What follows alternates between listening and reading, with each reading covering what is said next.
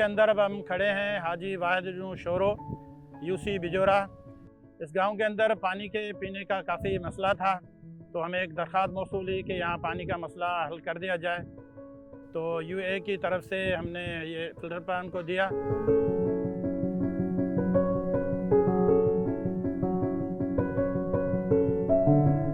अल्हम्दुलिल्लाह पानी भरी पानी पर अल खिदमतदारन के हमेशा लाए असी दुआऊं ॾींदासीं। असांजे ॻोठ में बीमारियूं तो काफ़ी ख़त्म थी हुयूं।